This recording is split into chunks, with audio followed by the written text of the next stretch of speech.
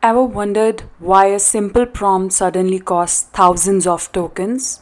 Why your LLM hits a token limit?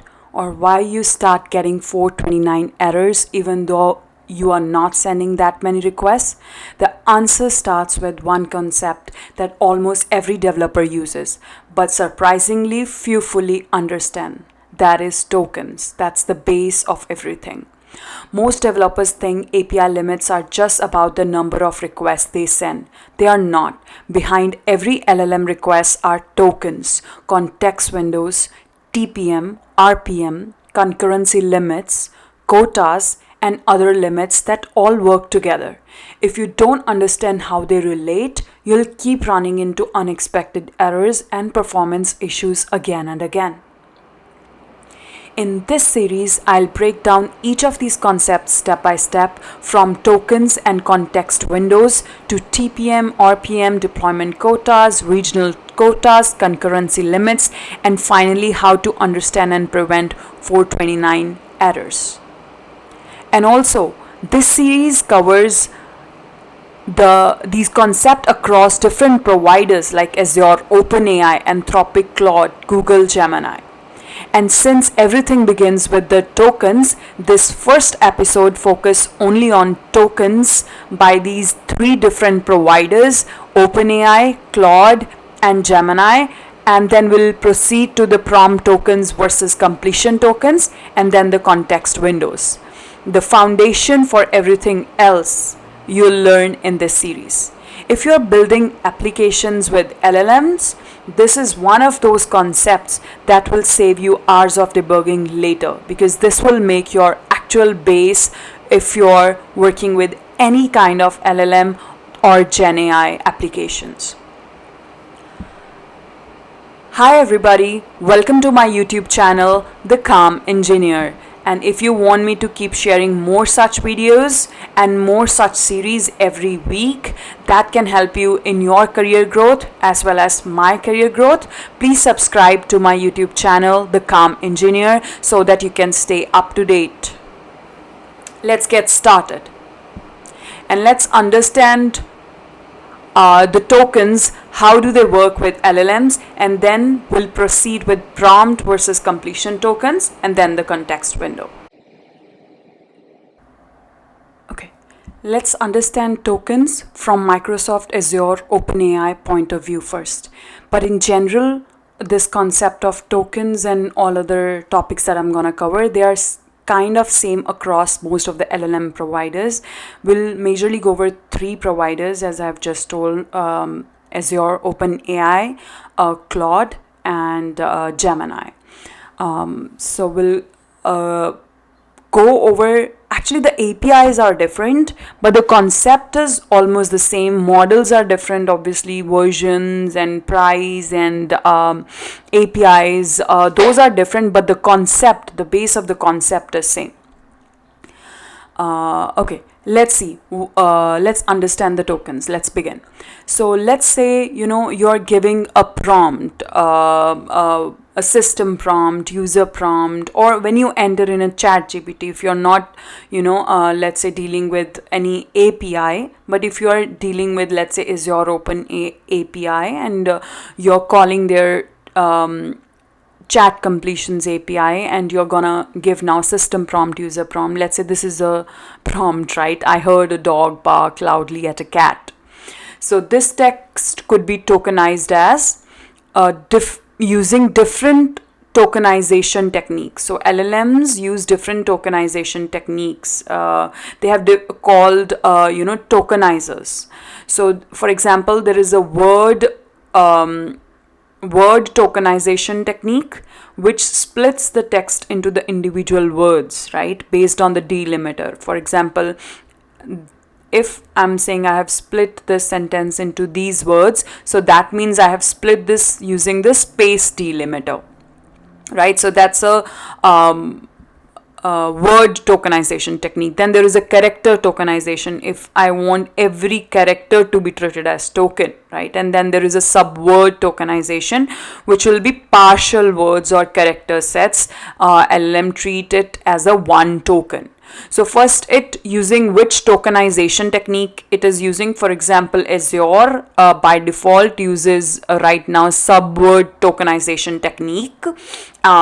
So when it creates tokens, so now it has split it into words. Let's say word tokenization is easy to understand and explain. And then what it will do is it will assign the IDs. First, it will split your prompt into the tokens using the appropriate tokenization technique, and then it will assign the token IDs. And when it has to send particular, your user prompt, your system prompt, and your RAG document together to the LLM, it sends the sequence of the tokens. For example, right, this is a user prompt, this is a system prompt, let's say. So it knows, okay, one ID is for I, 3 is for A. Let's say one prompt is having A and other prompt is also having A. So it will send the same ID again. It will not waste its tokens. So it's also optimizing the token usage. So that's a good thing about LLM. They're that intelligent, right? So this is how tokens are generated, and this is how they are sent as a sequence. Right, and also in the back end, what happens if you have already worked with the embeddings and the multi-valued numeric vectors, if not, I'll also upload a video regarding embeddings and vectors. You can go over it as well. So LLM understand the semantic relationship between these token IDs, right? So these token ID sequence reveals semantic relationship between tokens, and multi-valued numeric vectors known as embeddings represent these relationships. So model assigns an embedding to each token based on how commonly it's used together with or in similar context to other tokens. LLMs are that models are that intelligent. And after your model is trained, the model can calculate an embedding for a text that contains multiple tokens. The model tokenizes the text, then calculates an overall embeddings value based on the learned embeddings of the individual tokens. So you can so this is models are also using this technique, and we can also use this technique for semantic documentation searches or to add a vector stores in AI. So now this is how tokens are generated and understood by LLM models as well. Now, what are token limits, right? So every model, they have a limit. That's why they are releasing different kind of models. Some models have smaller limits, some have higher limits. What do I mean by that? So LLMs have maximum number of tokens specifically for input, which will be your prompt, and specifically for output, and also in combination together. So if this limit and this limit, right, is called together context window for the particular model. So for example, what happens if you say, oh, I will give even though my model has, let's say, generally right now they have million or 120,000, these kind of token limits, context windows are there. So let's say you say, oh no, I'm gonna publish a book and give copy paste whole book to the API. What will happen then? So either then LLM model will throw the error, or it will just forget the previous models and will consider only some models that come in as part of its context window, and it will hallucinate. So that's why understanding token limits is important. One is you can also avoid and control your cost. You will also can improve your accuracy as well.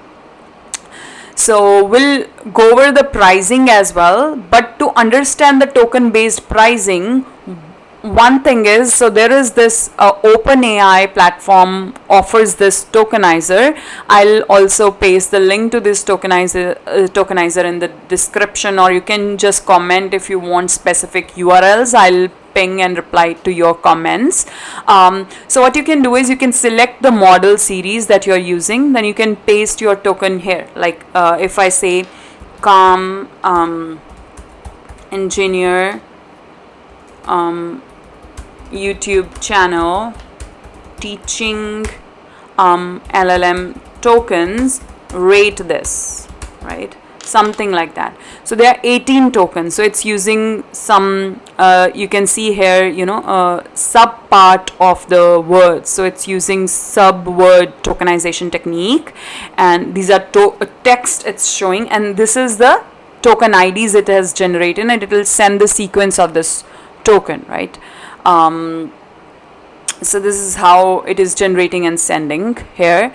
But you can see almost same, but little bit of difference between every model. How they are using in the back end model is understanding and generating tokens. So the number of tokens are kind of varying. With the new series, they are with the same prompt, they are showing there are more tokens. So this is a way to manually give your system prompts here, right, manually, and or your use in combination with your user prompts or your some rag docs, whatever you want to send, you can paste here and you can decide what is your token, and then you can, now you know the count of token manually, then you can go to the, if you're using Azure OpenAI website, so they have different pricing models here, and they give you charges here. For example, if I say the latest one, GPT 5.5 global right now, right, and they are releasing every 6 months a new model at a very quick speed. Not even 6 months, they are very rapidly releasing because of the competitive nature that's going between different LLM providers, right? So input tokens, they are saying $5. So your prompt is this much, then if you're using cash is this much, and when it will calculate and it's trying to rate and giving your output, like I rate this channel, this video 10 stars, right, out of 10, so it will cost you $30. So this is a costlier model, and you can see, oh, am I wasting my tokens? What is the cost? What is my limit? If my company has only allocated X amount of cost, so you have to also consider, okay, I have to create a prompt, or I have to limit the output in the JSON format or in this much words. So some limitations are there also, depending upon the complexity also, and you have to choose the token. For example, 5.5 is this much, but if you see any mini model, which is the cheaper one, so you'll see, for example, 5 mini model, its input is just 0.25, output is $2, right? And what is this? It is per million tokens. So you can calculate, oh, this is per million, so my one prompt is of 1,000 words, but I'm gonna get requests like 10,000 requests. So per million, this much is gonna cost in a week, let's say, or in a day. So you have to calculate like that. This is how understanding tokens, calculating tokens manually, and understanding the pricing, improving the accuracy, all those things help understand this thing. And then coming to next thing, which is token counting in AI, using the coding. When you're writing the code and calling the chat completions API, you can use the Azure's this AOAI token code unit, system.ai, and you can use, they have their methods but they are specific for different models. Like for 3.5 they have this method, for 4 series they have this method, then they have this for embeddings model. So they have different kind of methods, but you can use this to get the number of counts. You can log it somewhere, automatically it will tell you how many tokens are generated as the output for that particular request, and for the input, and in total as well. But when you upgrade the model, because we have to now continuously upgrade the models, right? So I'll suggest, if you're using Python already for consuming this Azure OpenAI LLM API, instead of using this, because then you have to also upgrade your method and change code, you can use tick token offered by OpenAI. It's a Python library. You can just import it import it and use its get encoding method, and you have to pass the model that you are using. But instead of changing the code, you can keep your model name in your configuration file. You have to just change it there, right, whenever you're upgrading, and it will give you the number of tokens used for input and the output. So that's about the tick token, and this is the library, tick token library. If you want, I can share the link. It's very easy to use as well while coding. It'll help you understand, all these things related to token. So I think so we are good with the understanding tokens, but if you have any questions, just comment. I'll try to answer all your questions, or if you need any video in detail regarding your doubt or something, I'll definitely create a video on that as well. Now coming to the next LLM provider, Claude. How can we forget Anthropic's Claude, right? So the concept is same. You can see here.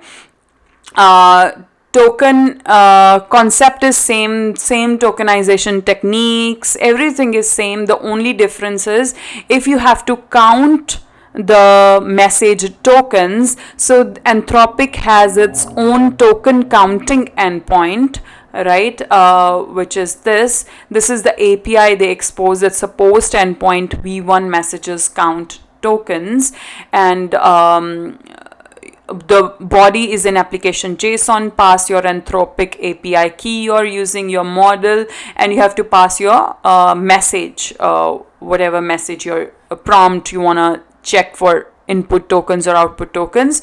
You can use this API and it will give you the number of tokens that Anthropic is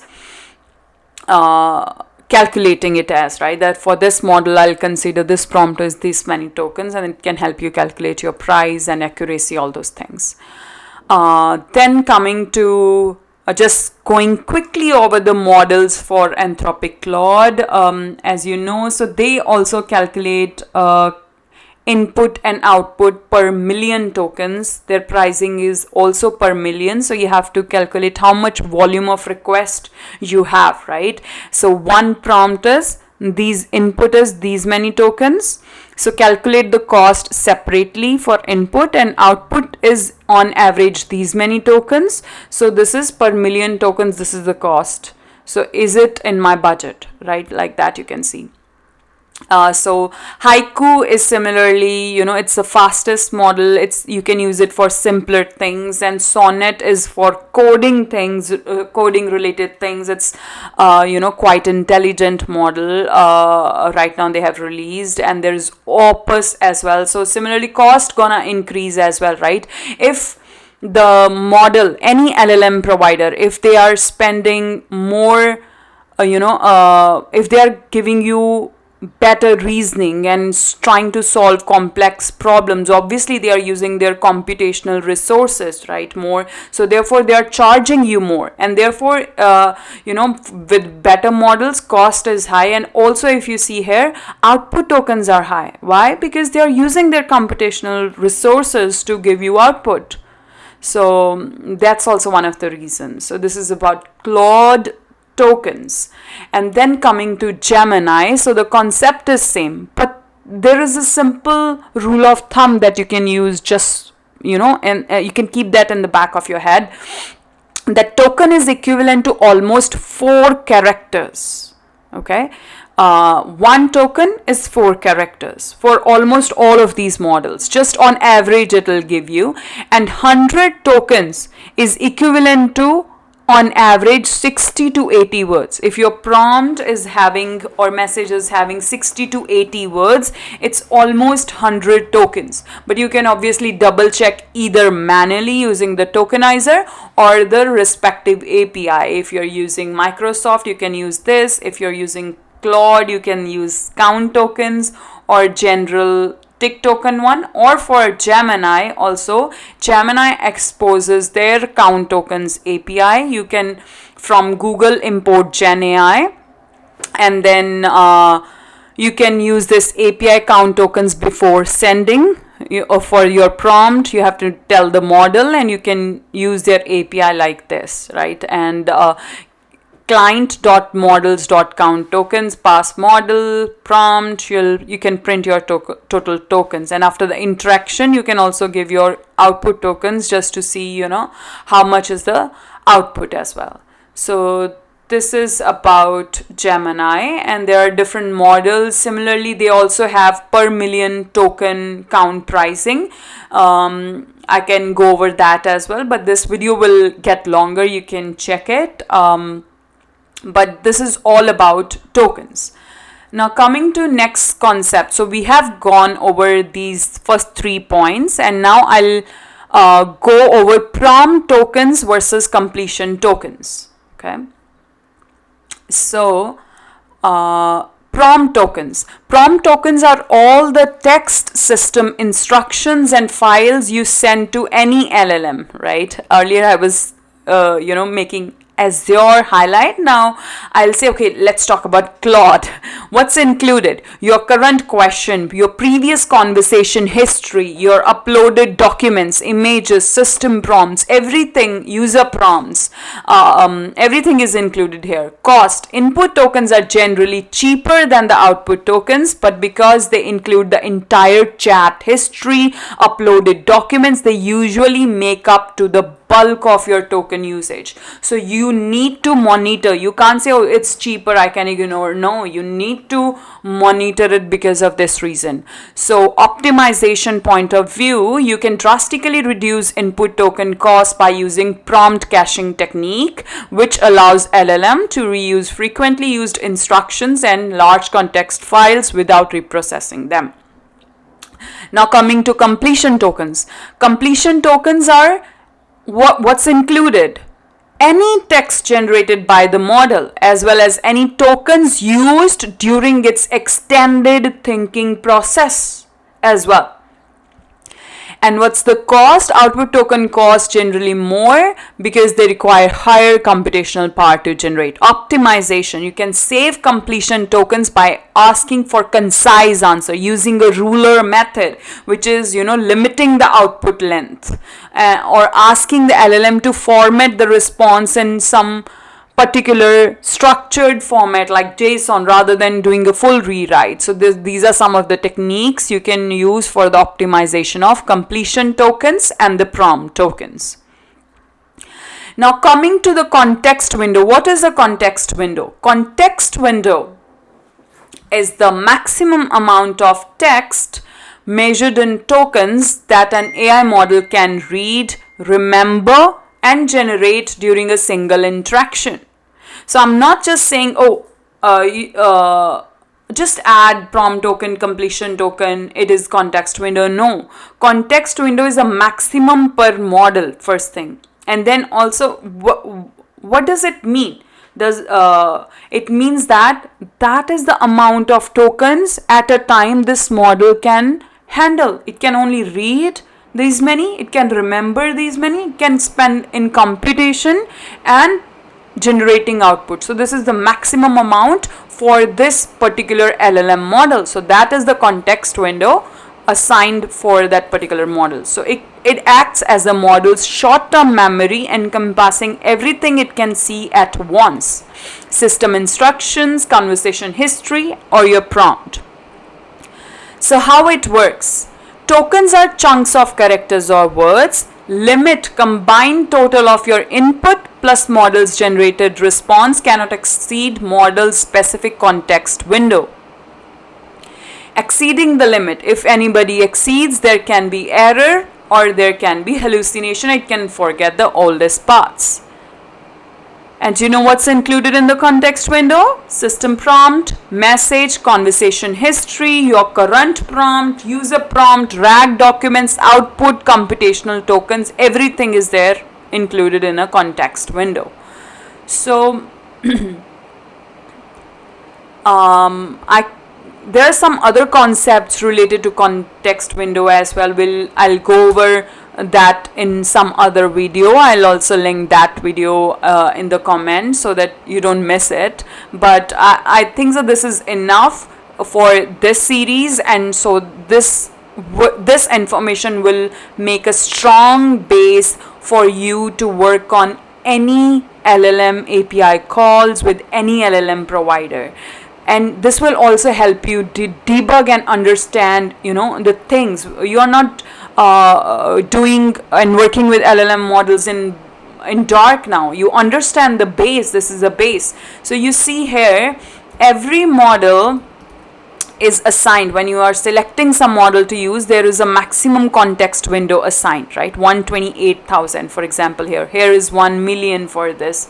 So every different 400,000, there is a different token context window for that model. So you have to check what is your usage. If you're using, publish a book, that's what your model is doing. So you have to understand what is the maximum tokens this model that I'm using can generate. So this is how you have to keep in mind. This is every token, your LLM provider will tell about what's the context window and what's the maximum output tokens. I hope this gives you the overall picture. If this video helped you, please hit like button and don't forget to comment. Don't forget to also hit the subscribe button on my YouTube channel, The Calm Engineer, so that you and we all can stay up to date. Thank you.